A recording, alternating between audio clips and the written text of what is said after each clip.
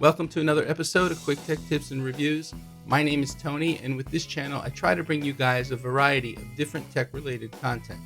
So, if this is your first time with us, please consider subscribing to the channel and make sure you hit that little bell so that you're alerted to when I release new content.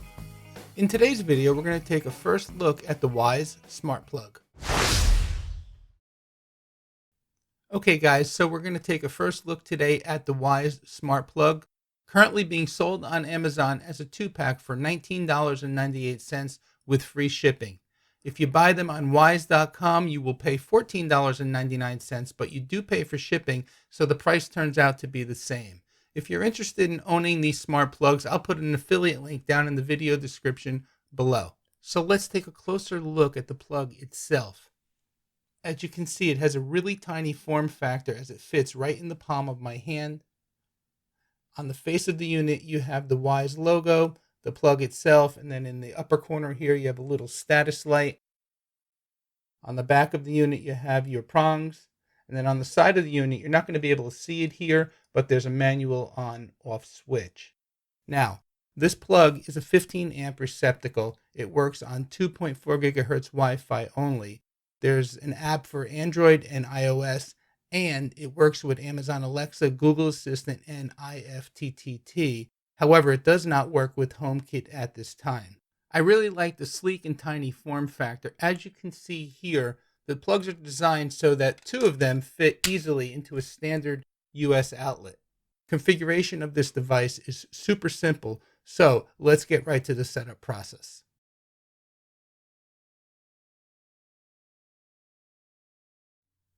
Okay guys, so now hopefully you've successfully installed the app on your phone and created the free Wyze account and signed in. If you've done all this, you should be looking at your home screen. Now, on my home screen, I have a Wyze cam set up. On your home screen, you shouldn't have any devices if this is your first time signing into the app. You'll notice on the plug itself, there's a blue flashing indicator light. That tells us that the plug is ready to be configured. So in the upper right-hand corner of the app, let's press on the 3 horizontal dots. And we're going to add a product. And we're going to select the one all the way at the bottom, the Wyze plug. And it's taking us right through the setup process. It's telling us to connect to our 2.4 gigahertz Wi-Fi and get the plug plugged into a power outlet. Now, in the event that we don't have a flashing blue indicator light, it's just giving you a tip here to say, hold the on-off button until the LED begins to blink. But ours is blinking, so we're good to go. I'm going to press next. And I'm going to enter the password for my Wi-Fi and say next.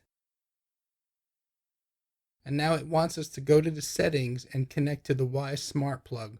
So let's do that. Now I'm doing this on an iPhone, but I'm sure it's quite similar on an Android device.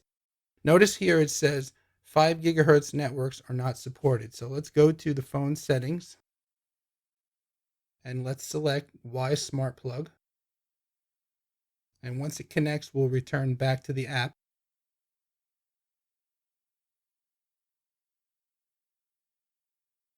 And now it says connecting, and there's a countdown, so let it connect and see if we get a successful configuration.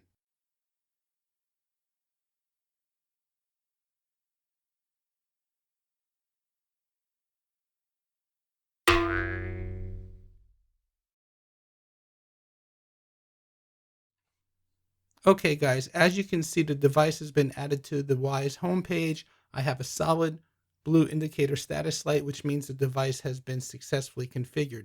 Now, I didn't show you how I got to this screen because every time the device attempted to be configured by the app, the Wyze app suddenly quit. And that was being caused by a conflict from my screen recording program that I use to make these videos.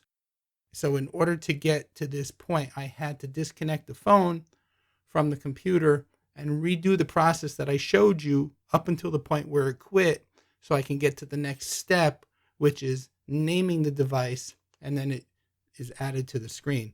Well, I didn't actually give the device a name. You can see it's got just a default set of characters there, so we're going to pick up from that point now. So I do apologize that I couldn't show you the whole process. The app kept quitting because of a conflict with my screen recording program. That should not happen to you. You should be able to just go through from the connecting screen to the next screen, which allows you to give the device a name. And once you give the device a name, it appears here in your home page. So now, that being said, let's finish configuring the device. So let's click on the smart plug.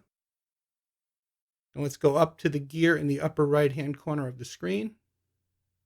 We're going to click on device name, and here I'm just going to give it a custom name. And you can call it anything you want at this point. Living room is good for now. We're going to say OK. We can turn the status light on and off. So you see the status light went off on the plug itself. Let me turn it back on. And there you can see the status light is back on. So that's your choice. You can set schedules and automations. You can share the plug and give control to a family member if you want. Then you have your device info here. It shows you the MAC address, how long it's been activated, the model, the network that it's on, the signal strength, the IP address, and the firmware version.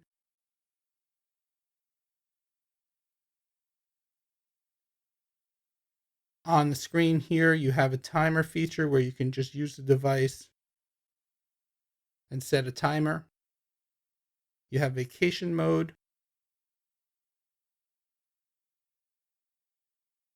It's just a little bit of a delay, and I have a feeling it's because of my screen recording program. I do apologize. There we go. So according to the Wyze website, vacation mode means that the smart plug will turn on randomly between the hours that you're most likely to use it, 6 a.m. to 9 a.m., and then 6 p.m. to 11 p.m. local time. So there you have it, guys. We have the Wyze plug set up on the home page. I called it living room, and you can see the status is on.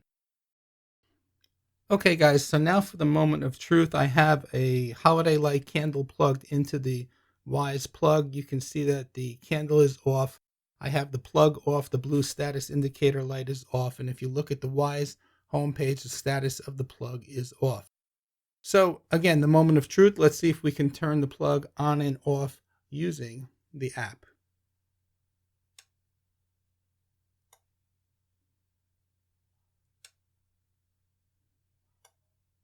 Okay, guys, so now there you saw the setup process for the Wyze Smart Plug. It really is pretty straightforward and simple, minus the technical difficulties that I experienced caused by my screen recording app. You're not going to have those issues. One last thing I want to leave you with is how to change the Wi-Fi or do a factory reset. It's a pretty simple process. You basically just press and hold the power button until the LED on the face of the unit begins to flash blue. I'll put the link to this support page from Wyze down in the video description below. So there you have it, guys. If you liked this video, found it helpful, and would like to see more videos like this, please give it a thumbs up. Be sure to check out some of my other videos up above. You can help out the channel by remembering to subscribe, give the video a like if you haven't already, and share the video. And remember to use those Amazon affiliate links down in the video description below. I know they don't change your price, but they do help out the channel. My name is Tony with Quick Tech Solutions. As always, I thank you for watching. See you next time.